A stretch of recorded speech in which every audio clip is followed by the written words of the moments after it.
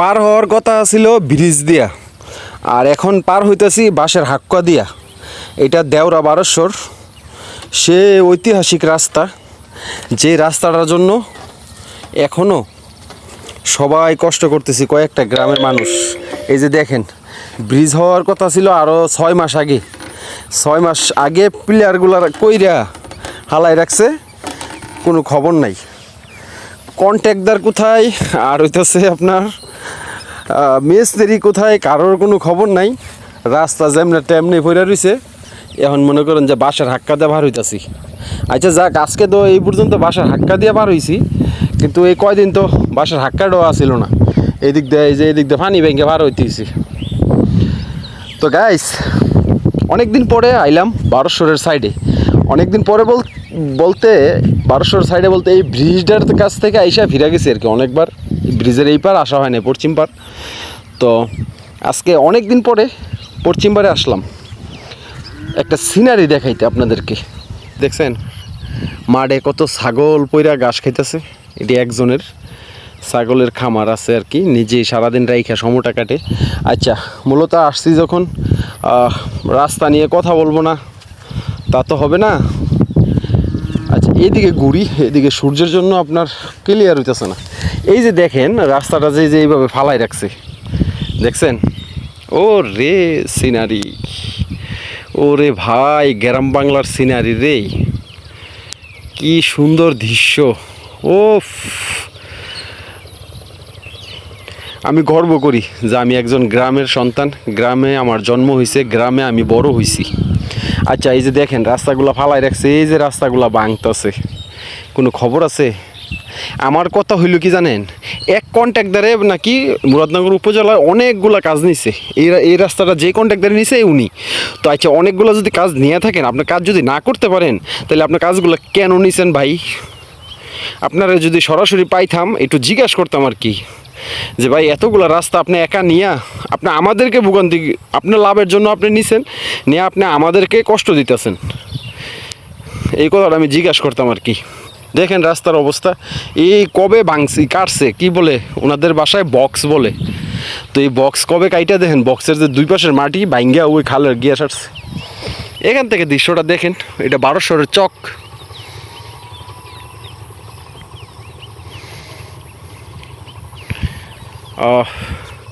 অপূর্ব দৃশ্য, সুন্দর একটা সিনারি। আর এটা হচ্ছে যে বারোশ্বরের ঈদগাহ। মূলত এখানে আসার জন্যই আইসি আর কি, ওই ঈদগাহটার উপরে যাব। বারোশ্বর গিয়ে আপনাদেরকে একটু দেখাই সিনারিগুলো। আর এই যে দেখেন মা ছাগলের পিছে বাচ্চাগুলো কীভাবে দৌড়াইতেছে দুধ খাওয়ার জন্য। এই যে দেখেন, এই যে রাস্তাগুলো বক্স কেটে ফালাই রাখছে। এই যে দেখেন এদিক দিয়ে যে বক্স, মানে অর্ধেক রাস্তা খালের তলায়, দেখছেন? এইখানের বালু গিয়া খাল ভরে বড় হয়ে যেতেছে। আর এই যে এদিকের মাটি দেখেন সব খালের ভিতরে গেছে। তো এটা কি দিন শেষে কাল লস হবে, ওই কন্ট্রাক্টরের লস হবে না এই যে কাজটা করলেন। আর এখন তো বর্ষাকালে, এখন তো আরও পারবো না।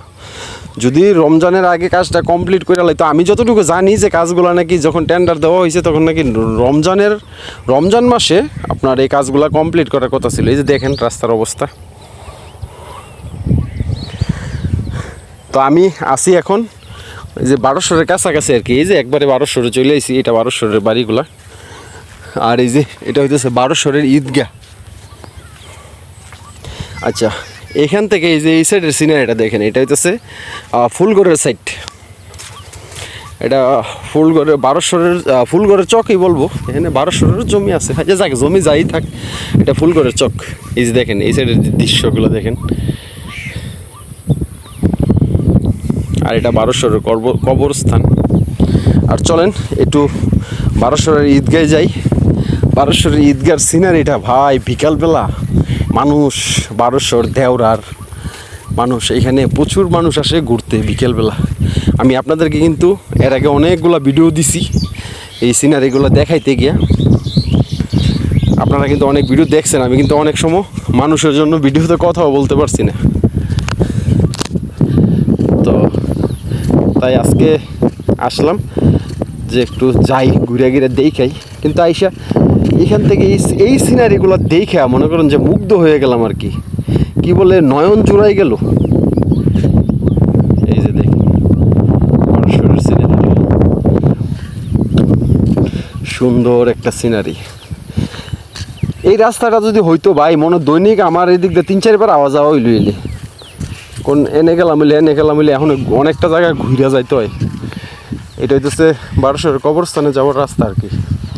আর আমি এখন যে রাস্তা আসতেছি এটা হইতেছে বারোশোর ঈদগার রাস্তা।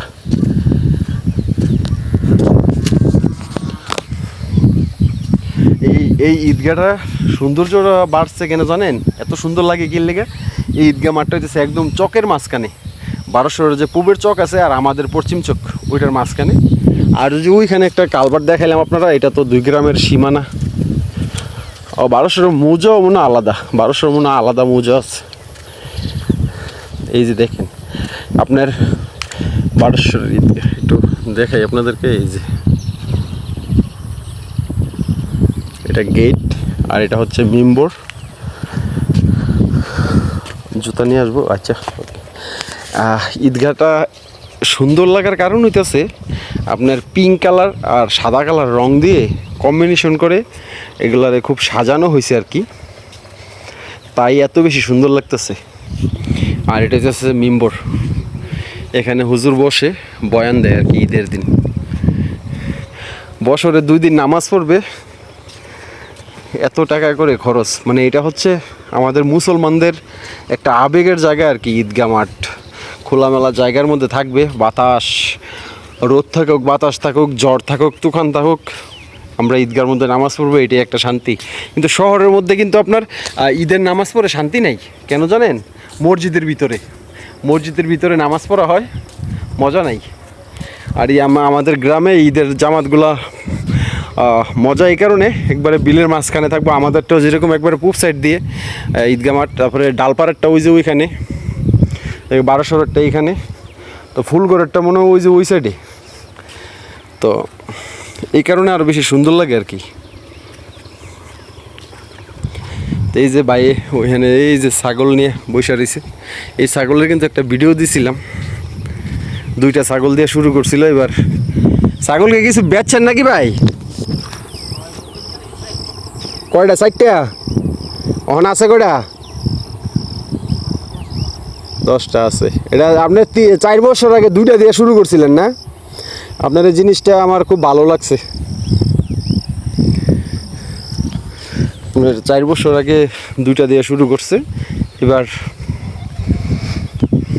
মানে এটার উপরে উনি নির্ভরশীল আর কি। এবার 4টা বেচছে, আরও 10টার মতো আছে। মানে প্রত্যেক বছরে 4-5টা করে বেচতে পারে। ধরেন যেই সাইজের খাসিটা আমি যেই ভিডিও দিয়েছিলাম আপনাদেরকে, ওই সাইজের খাসিগুলো মানে সর্বনিম্ন 20,000 টাকা করে বেচতে পারছে। তাহলে 5টা মনে করেন যে 80,000 টাকা বেচতে পারছে। এই যে দেখেন ঈদগার সিনারি। ঈদগাহ কবরস্থানের পুষ্কুনি আর কি, এটাকে পদ্মা বলে, এটার নাম হচ্ছে পদ্মা। এখানে একটা জায়গা আছে, ও ভালো একটা সিস্টেম করছে আপনার এদিক দিয়ে, মানে বৃষ্টির পানি এগুলো নামার জন্য এদিক দিয়ে রাস্তা করে দিচ্ছে। আচ্ছা, এখানে একটা পুকুর ঘাট আছে। মানে এই গর্তটা যে দেখতেছেন না, এটার ভিতরে একটা 100% শিয়াল থাকবো। এই যে দেখেন গর্ত, কি গর্ত করছে এটার। এই যে দেখেন এই ঘাটলাটার মধ্যে ভাই বিকালবেলা যদি বসে, ওরে সেই লাগে। তো দেখেন আশেপাশে কোনো মানুষ নাই কিন্তু আমি ছাড়া, ওই জঙ্গলের ভিতরে আছে কিনা জানি না। আর এই যে আমার পিছে আছে ভাই, ওই যে ছাগল রে খাবার দিতেছে। তো গাইস, ভিডিওটা বেশি বড় করবো না, এমনিতেই মনে বড় হয়ে গেছে।